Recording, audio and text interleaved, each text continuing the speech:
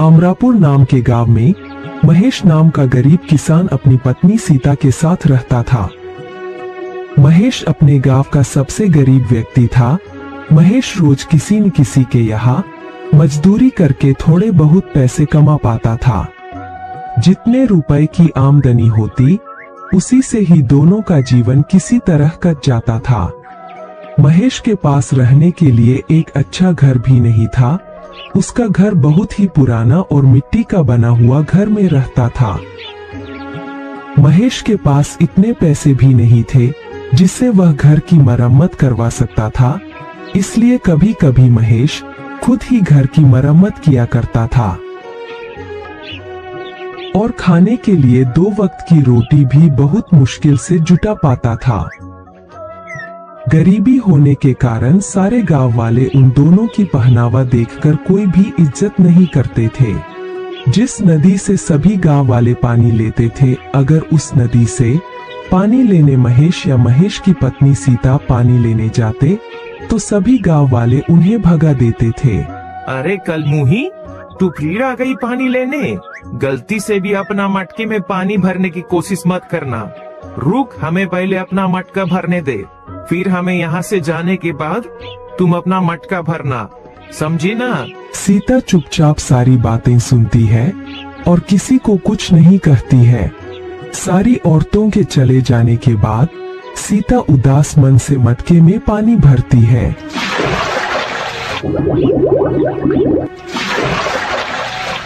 और घर जाकर अपने पति महेश से कहती है, हमारी क्या गलती है जो गांव वाले हमारे साथ ऐसा बर्ताव करते हैं? क्या गरीब होना गुनाह है? हमने तो कभी किसी का बुरा नहीं किया।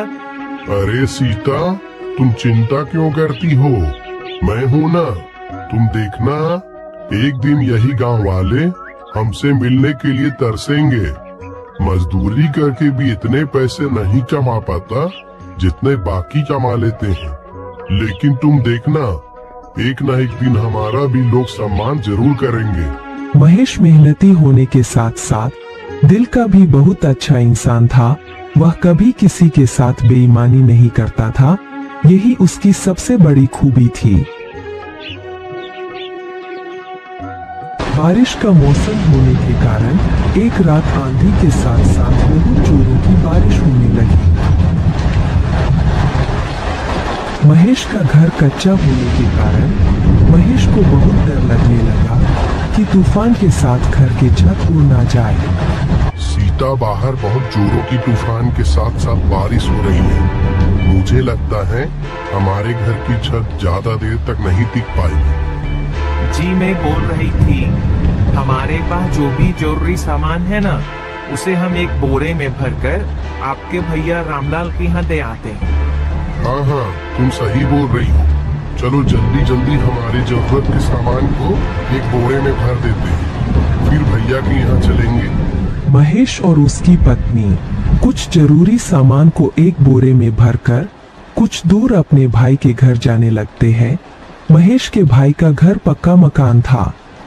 भैया, अरे ओ भैया, दरवाजा खोलो, कुछ काम है। क्या हुआ? इतनी बारिश में यहाँ क्यों आए हो? भाई, तुम्हें मेरे घर का हाल तो पता ही है। सारा सामान पानी में भीग न जाए, इसलिए मैं कुछ अपना जरूरी सामान तुम्हारे घर में रखना चाहता हूँ। क्या तुम्हारा सामान मेरे घर पर?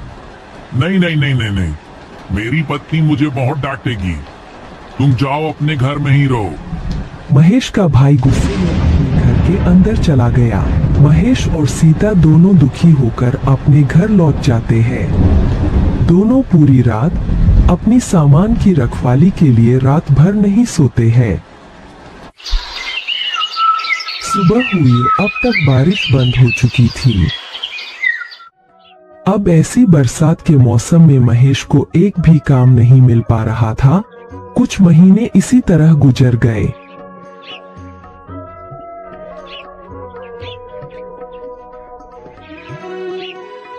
एक बार महेश के गांव में कुछ अमीर व्यक्तियों ने एक सप्ताह गांव में मेला लगवाया। सभी अमीर व्यापारियों ने अपने अपने गाड़ियों में मेला देखने आए।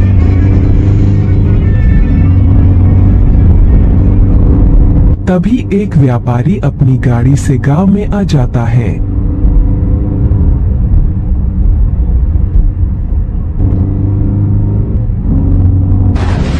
तभी अचानक जोर जोर से बारिश होने लगती है। रास्ता गीला होने के कारण उस व्यापारी की गाड़ी कीचड़ में फंस जाती है। उसने उस गाड़ी को निकालने की बहुत कोशिश की, पर वह बहुत कोशिश करने के बाद भी व्यापारी की गाड़ी कीचड़ से नहीं निकल रही थी। साथ ही साथ बारिश भी बहुत तेज हो रही थी। अरे धत तेरी की, अभी ही मेरी गाड़ी को फंसना था क्या?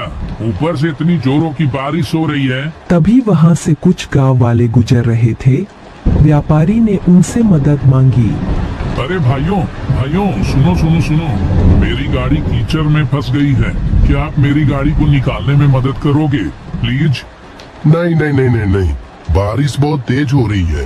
इतनी बारिश में हम क्या मदद करेंगे भाई? नहीं नहीं नहीं, हमसे तो नहीं होगा। तुम किसी और को देख लो, हम लोग चलते हैं। ऐसा कहकर वे दोनों वहां से चले जाते हैं। लगातार बारिश हो रही थी। व्यापारी सभी को आवाज लगाकर बुला रहा था। भाइयों मेरी मदद करो, मेरी मदद करो। अरे भाई, कोई है क्या आसपास? मेरी गाड़ी कीचड़ में फंस गई है, इसे निकालने में मेरी मदद करो। भाइयों मेरी मदद करो। लेकिन सभी गांव वाले उसकी मदद करने से इनकार कर रहे थे। तभी महेश सभी जगह से काम की तलाश कर निराश होकर उसी रास्ते से घर लौट रहा था। तभी उसने देखा कि एक व्यापारी की गाड़ी कीचड़ में फंसी हुई है और व्यापारी मदद के लिए लोगों को आवाज लगा रहा है। उसे देखकर महेश गाड़ी के पास आया। साहब, क्या मैं आपकी गाड़ी निकालने में कुछ मदद कर सकता हूँ क्या? हाँ हाँ बिल्कुल भाई, बिल्कुल बिल्कुल। मैं तो तभी से लोगों को मदद के लिए आवाज दे रहा हूँ, कोई मदद करने को तैयार ही नहीं है।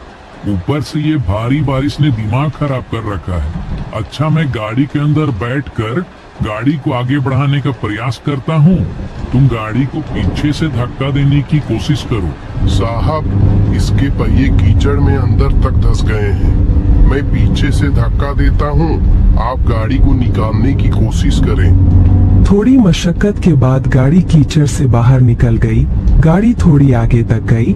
महेश गाड़ी को देख रहा था।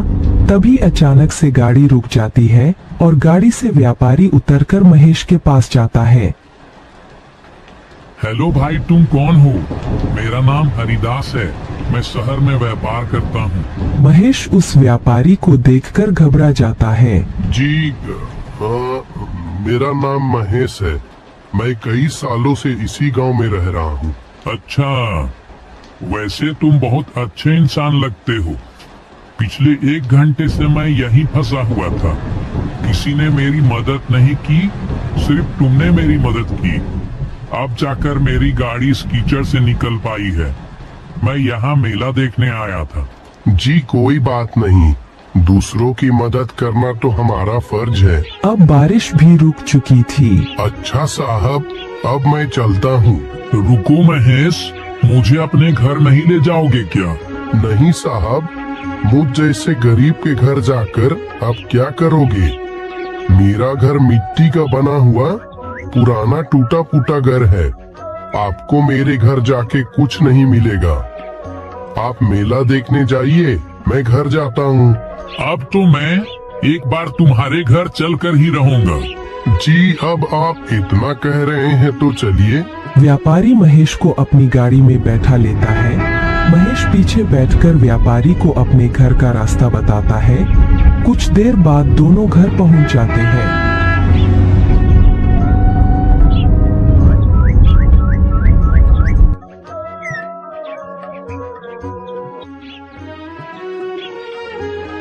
सीता, अरे ओ सीता, हमारे घर साहब आए हैं। उनका स्वागत नहीं करोगी क्या? जाओ कुछ खाने को लेकर आओ। व्यापारी महेश का घर देखकर बहुत उदास हो गया। तुम क्या काम करते हो? साहब, क्या बताऊं, मैं तो कब से काम की तलाश में हूँ। कोई काम ही नहीं देता। बस इधर उधर से घूमकर मजदूरी का काम कर लेता हूँ। बारिश की वजह से वो भी बंद है। तब तक महेश की पत्नी एक प्लेट में एक गुड़ का टुकड़ा लेकर आई। और बोली, साहब, हमारे घर में यही बच्चा है, कृपया इसे ही खा लें। हाँ हाँ, क्यों नहीं। महेश, तुम्हें कोई काम नहीं मिल रहा है ना? अगर तुम चाहो तो मैं तुम्हें काम दे सकता हूँ। साहब, क्या सच में? क्या आप मुझे सच में काम देंगे? शहर में मेरे पास बहुत से काम होते हैं। सोच रहा था कि कोई ऐसे व्यक्ति को अपने साथ काम में रख लूं जो मेहनती और ईमानदार दोनों हो। तुम्हें देखकर मुझे ऐसा ही लगता है कि तुम में ये दोनों गुण है। साहब, कैसा काम करना होगा?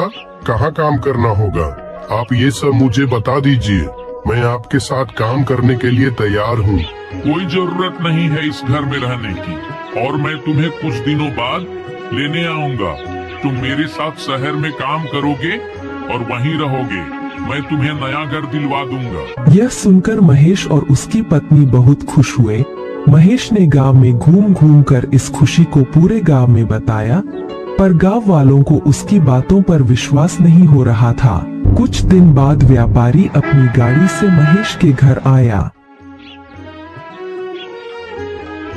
महेश, सारा सामान तैयार है ना? चलो चलते हैं।